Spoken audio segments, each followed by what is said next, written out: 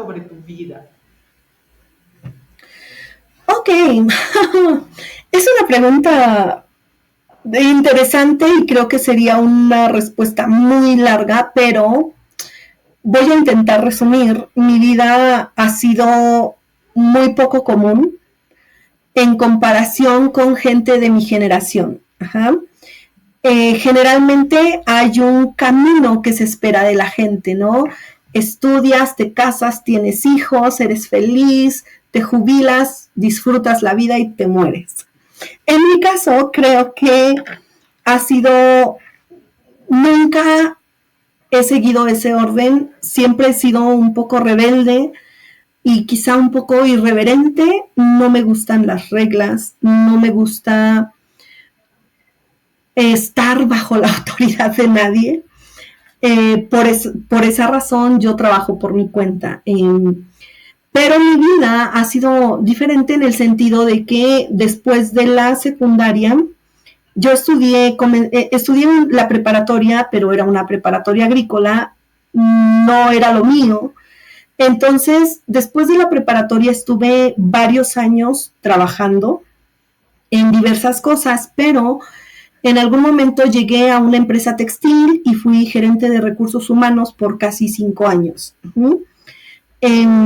Tuve problemas de salud muy serios que me cambiaron todo el esquema.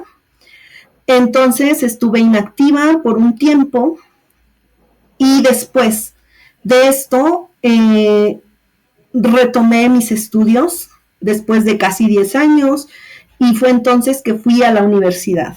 Entonces, siempre, o la mayoría de las veces, he tenido contacto con gente que no corresponde a mi edad. Siempre estoy en círculos donde algo no va bien con lo que se espera, ¿no?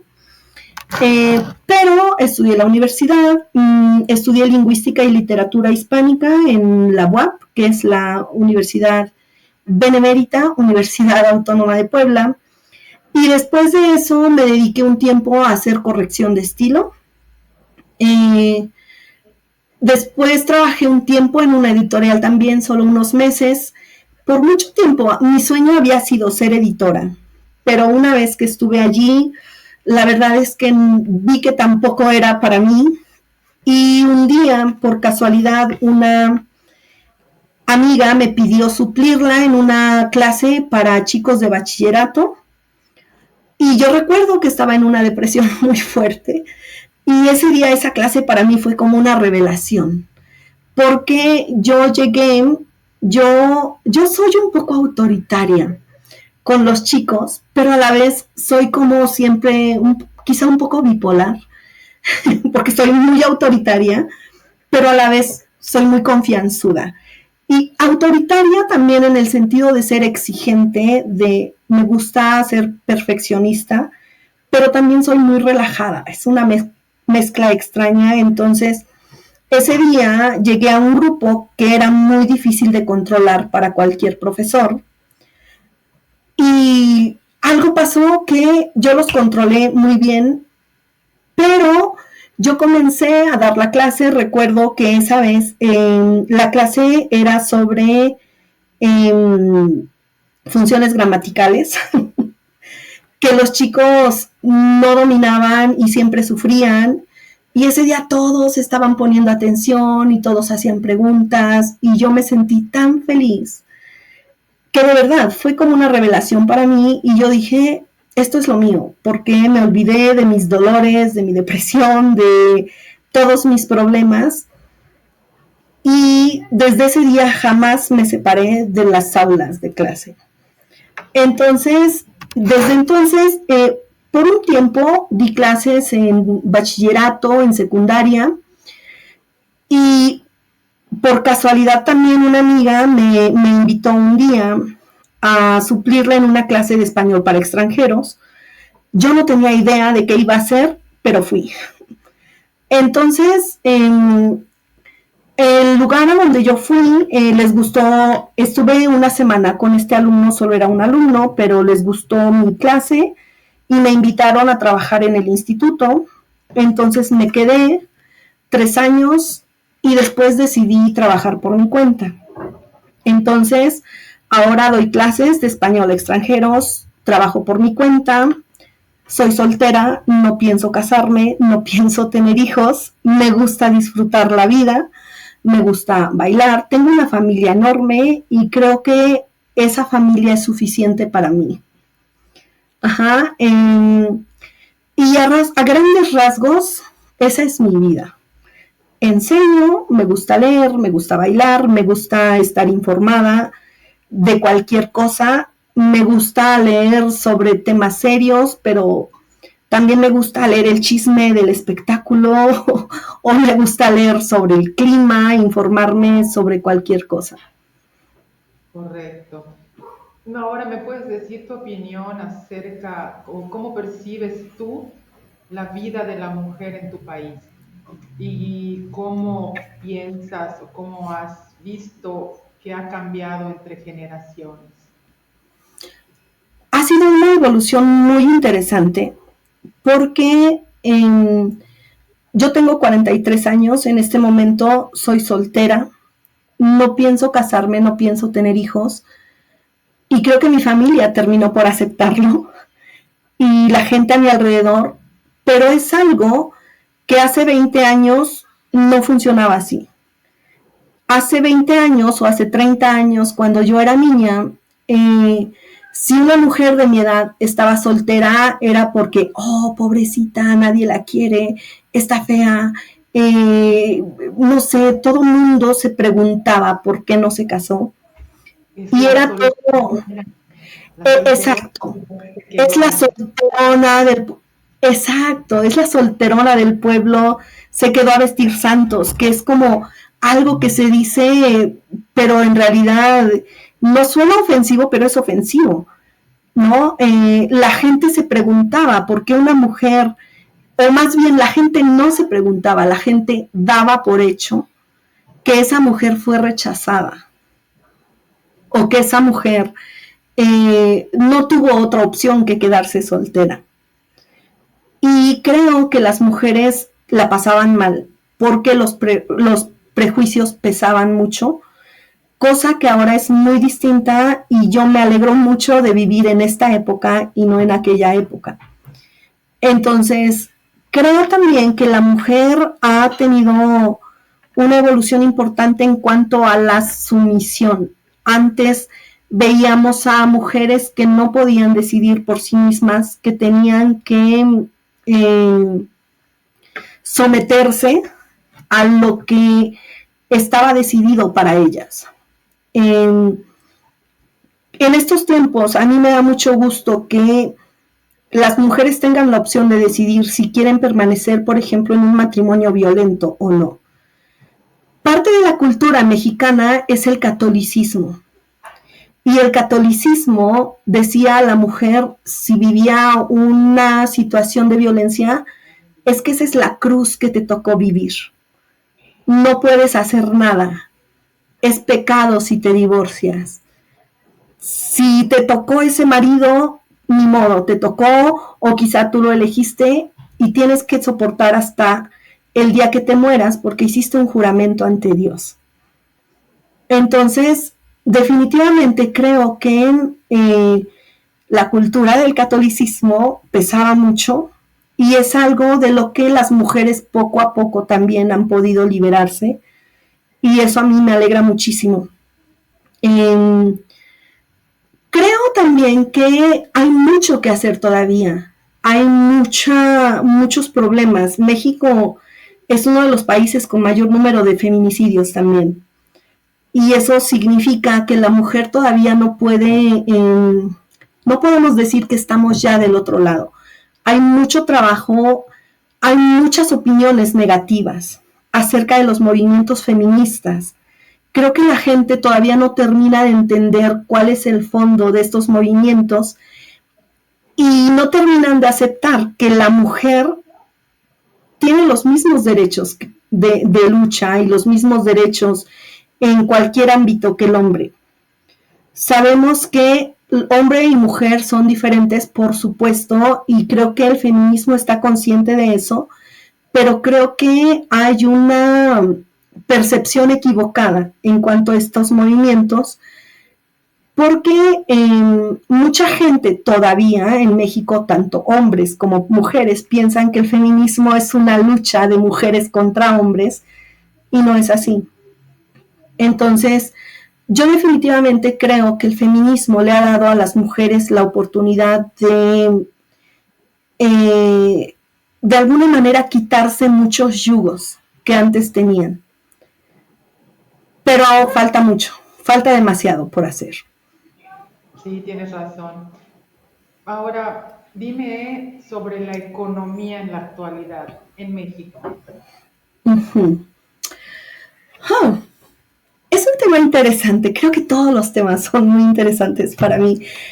No soy una economista, pero me gusta leer acerca de estos temas y también me gusta observar lo que yo veo a mi alrededor. Creo que la economía definitivamente no es una economía de primer mundo. Desgraciadamente todavía dependemos en muchos aspectos de la economía de otros países y estamos influidos predominantemente por la economía de Estados Unidos y de las grandes potencias. Ajá. Pero creo que la economía de México está avanzando poco a poco hacia una independencia. Creo que en este momento se están haciendo muchos esfuerzos por tratar de ser un poco más independientes. Se está tratando de depender cada vez menos de dinero extranjero, aunque yo creo que va a ser algo muy difícil porque en los últimos años los últimos gobiernos permitieron que los extranjeros casi decidieran en la economía del país. En este momento se está tratando de avanzar poco a poco y creo que a pesar de que ha habido situaciones muy poco favorables, la economía ha estado avanzando. Ha habido situaciones externas que nos han afectado más de lo que se quisiera, pero creo que por lo que yo he visto, por lo que yo he leído, por lo que yo percibo también, que es importante, creo que en mucho tiempo la economía no había tenido es que no podemos definitivamente hablar de una independencia total y no lo podremos hacer en mucho tiempo, pero creo que por primera vez en muchos años estamos avanzando solos o lo menos atados posible. Ajá.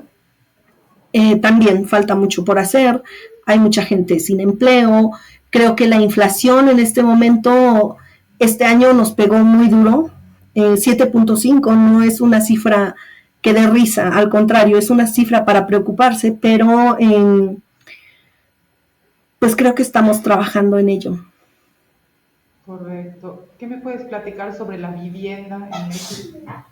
¿Es fácil accesar a ella? ¿Es difícil? ¿Hay? ¿No hay? Uh-huh. Ok, el sistema de vivienda en México yo creo que es accesible o fue accesible para las generaciones anteriores. Con todas las reformas que hubo anteriormente, yo creo que la mayoría de los temas de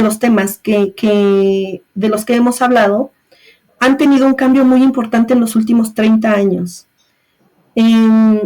Pero el sistema de vivienda, por ejemplo, con las reformas laborales que se hicieron el sexenio anterior, que afectaron mucho los sueldos base de los trabajadores, se hizo mucho más difícil acceder a una vivienda digna, sobre todo.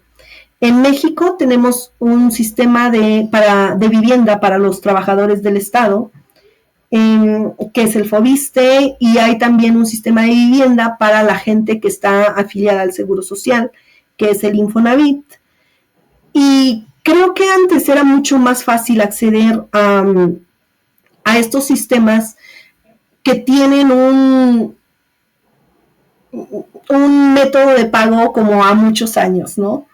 Pero antes la gente tenía mejores sueldos base de los que tiene ahora. Con la reforma laboral, por ejemplo, de los años pasados, la gente, los trabajadores tenían acceso a muy pocas prestaciones laborales y eso dificultaba acceder a este tipo de cosas. El gobierno actual hizo una modificación, está haciendo más bien varias modificaciones a estos sistemas y está también renegociando con gente que había adquirido una vivienda para pagarla en 20 o 30 años, pero que por los problemas laborales no habían podido mantener esos pagos y ahora estaban súper endeudadas. Por lo que yo sé, en este momento se está negociando mucho y la gente ha reducido deudas, ha tenido la oportunidad de renegociar. Y entonces la gente está teniendo un respiro, pero estamos hablando de gente que ya tenía una vivienda. Pero la gente de las generaciones actuales tiene salarios muy bajos. Hay un meme muy famoso en redes sociales que los chicos publican mucho y ese meme dice cómo amaneció la generación sin casa, sin carro, sin familia, sin dinero, sin salud mental, etcétera. Y es un meme y da risa, pero la verdad es que es una realidad muy triste, ¿no? En la actualidad, las nuevas generaciones muy difícilmente pueden acceder a la compra de un terreno o a la compra de una casa, porque los precios de la vivienda son altísimos ahora, a comparación de años anteriores, porque las reformas laborales hicieron que los sueldos base bajaran muchísimo. Muy difícilmente las empresas en este momento reconocen el trabajo de los trabajadores y les dan buenos salarios.